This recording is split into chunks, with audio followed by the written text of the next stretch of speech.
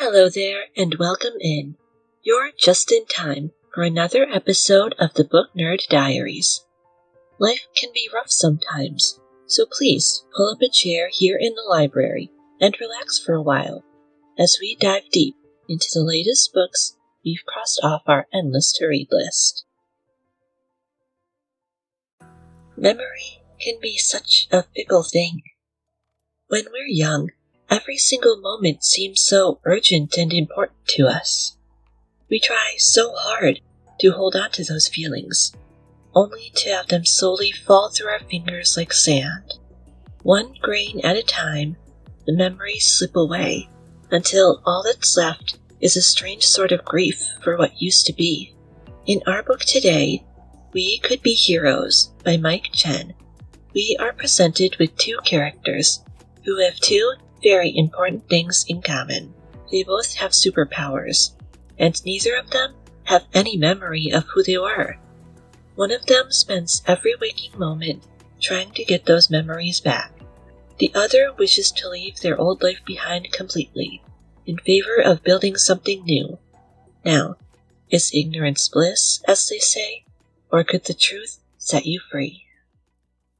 When our book opens, we immediately meet the first of our protagonists, Jamie Sorensen, better known to the public as the Mind Robber. As you can imagine, he's a criminal known for holding up banks with flair, then covering his tracks by erasing his victims' memories. He's in the middle of his latest heist when something goes terribly wrong. A bank teller he had stunned with his powers had turned out to have a health condition causing her to collapse. As much as he tries to act tough, he had never intended to harm anyone, and so he makes a break for the door. As he tries to flee the scene, however, he comes face to face with his next obstacle, the arrival of a local superhero by the name of the Throwing Star. A hectic chase ensues through the streets and down through the subway, but Jamie ultimately ends up getting away. The Throwing Star, who is, in reality, a delivery driver named Zoe Wong, is highly discouraged by this loss. With her super strength and ability to fly, she can usually best anyone. This time, however, she had drunk an entire six-pack of beer before she'd found out about the robbery in progress, and she'd broken a pinky finger during the chase, which renders things far more difficult. What adds insult to injury is that this entire fiasco has made her late for her latest food delivery, which does not bode well for her ratings. While Zoe grabs her delivery uniform and goes back to work, Jamie makes his way to his modest apartment. There he cleans up, feeds his beloved cat Normal, and stashes away his stolen money in a safe. He had never really wanted to be a criminal, but robbing banks was the only way he knew how to buy freedom for himself and Normal. Just a little more cash, and he and his cat could enjoy the rest of their lives in peace in the Bahamas. After Jamie puts away his money, a pair of detectives appear at his door to ask him if he'd seen anyone matching the description of the Mind Robber. Playfully, he notes that the man sounds just like him, which earns a laugh from the detectives before they leave. Once they are gone, Jamie heads off to his weekly memory support group meeting. It just so happens that Zoe has decided to attend that exact same support group meeting after seeing an ad in a newspaper. When people are called on to share their stories with the group, Zoe decides to give a simplified version of hers. Of course, she chooses to leave out the fact that she has superpowers. 2 years ago, she explains, she had woken up in her apartment with absolutely no memory of who she was. All she had to go by was a name tag that she had found near her, bearing the name of Zoe Wong. Jamie, who had been sitting discreetly in the back, is stunned to find that her story is the exact same as his own. He, too, had woken up 2 years ago in his apartment, with his memory wiped completely clean. Intrigued, Jamie decides to peer into her memories, only to discover that she is the Throwing Star. Zoe, in turn, senses Jamie's prying, and likewise figures out that Jamie is the mind robber. Just as these discoveries are made at the exact same time, another, far more urgent one is made. The building that they are currently in is on fire. Trying their best to be as discreet as possible, Jamie and Zoe tentatively decide to work together and use their powers to evacuate everyone safely. Zoe punches a hole in the wall with her super strength, and Jamie erases the memories of anyone who had witnessed her doing it, so as not to give themselves away. The two earn a grudging sort of respect for each other, despite their being on the seeming opposite sides of the law, and decide to stay out of each other's way before parting. Jamie returns to his apartment and his retirement plans, when who else shows up at his door but Zoe. Despite their initial pact to keep their distance from each other, Zoe tells Jamie that she has a proposal for him. As they are sitting together at a nearby coffee shop a little while later, Zoe lays her proposal out for him. He will help her to regain her memories, and in return, she will help him to pull off one last bank heist, so that he can live out the rest of his life in peace. After taking a while to consider, Jamie decides to take Zoe up on her offer. They shake on it, and Zoe makes her way out of the coffee shop as Jamie's new ally. After Zoe is gone, however, Jamie comes across a truly disturbing omen. The word her, written in dirt on the window. Now, who could have possibly written that word? Was someone trying to warn Jamie against working with Zoe? Or was her referring to someone else? And could this be a sign that there are bigger things in motion than he had imagined? His partnership with Zoe could bring them both closer to whoever had taken everything from them. But they also might not like what they find. I'm sorry, it looks like I have some books to go put back on the shelves, dear listeners. But don't worry, we'll be right back after this very quick break. Don't go anywhere. Are you an author, fellow podcaster, or small business owner looking to spread the word about your product or service? Then let us help you. We offer a number of affordable monthly advertising packages in various price ranges. So if you'd like to hear your ad here in future episodes, please head on over to our page at ko-fi.com/bndpod and click on the Shop tab to see what works best for you. Again, that's ko-fi.com/bndpod. Then click on the Shop tab. We can't wait to work with you. The book We Could Be Heroes first caught my attention because I love seeing new interpretations of the superhero genre. Iconic figures like Batman, Superman, Spider-Man, and Captain America have been inspirational to generations of kids and kids at heart alike, becoming almost indelible pillars of our collective pop culture consciousness. Everyone wants to see the hero win the day, after all. But what if the line between hero and villain isn't quite as clear as it seems? I think what is so wonderful about We Could Be Heroes is how beautifully balanced our two main characters are. Jamie is introduced to us as a seasoned criminal, but the more the book goes on, the more you see the deep well of empathy he hides behind his villain persona. In the end, Jamie will always choose to protect people over harming them, and he wants nothing more than a quiet life on the beach with his cat.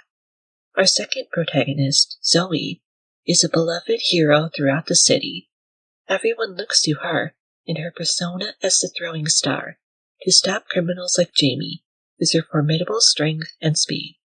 What they don't see is that the woman behind the costume is a human being, just trying to get through the day like everyone else. Being a superhero is a great path to gaining recognition, but it doesn't pay her bills, meaning she still has to complete her delivery driver duties, on top of her services of keeping the streets safe, in her persona as the throwing star. Despite all the accolades and criticism she gets in equal measure, she has no idea of who she is, or who she could have been, before waking up in her apartment with no memories 2 years ago. The stresses of her daily life and the occasional strange flashes of memories from her old life cause her to seek solace in alcohol and her own razor-sharp sense of humor. She deeply cares about protecting people and doing what is right, but she also isn't afraid to bend a rule or two along the way if it means saving innocent lives. Together, these two multifaceted characters seem almost destined to be a part of each other's lives from the very beginning. They start the story as enemies, or at least on slightly opposite sides of the law. As they start their partnership and learn more about each other, their friendship grows and evolves into something much more profound than they could have imagined.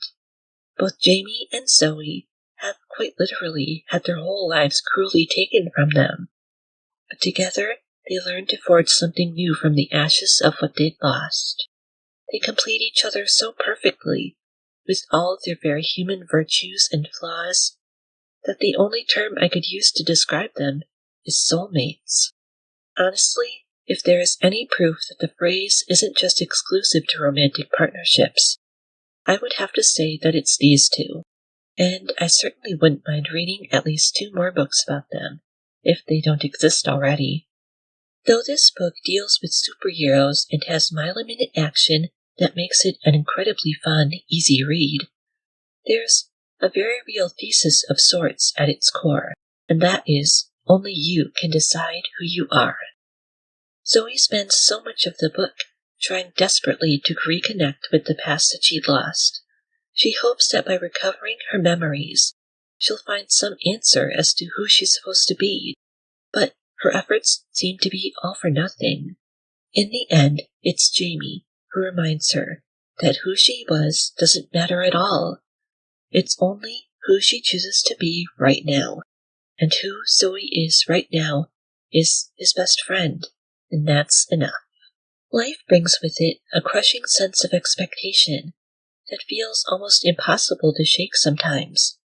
With the media and the people around us constantly telling us who to be, it's really hard to drown out the noise sometimes. The truth is that the only voice you need to listen to is your own. You alone have the power to pursue your own truth, and be whatever version of yourself you want to be, and no one can ever take that away from you. What's more is that you can redefine who you are as many times as you need. Human beings aren't just static photographs, fated to be frozen forever in time. Like Jamie, you can take each new day as a chance to build yourself into something better than you were the day before. In the end, We Could Be Heroes would be an absolutely perfect book recommendation for anyone who loves a complicated superhero. If you loved the Disney Plus Marvel series Loki, as I did, or rooted for the Suicide Squad, then this book just might be for you. We Could Be Heroes would also be a great read for those who have read Marissa Meyer's Renegade series. The last of these, called Supernova, is a title we covered on episode 16 of this very podcast, so I'd definitely check it out if you haven't already. As always, some content might not be for everyone, so please check out the content warnings in our show notes before checking out today's book for yourself. With that, everyone, we have finally made it to the end of our discussion for today. It's wonderful to be back here once again, and we're so glad that you've joined us for our return.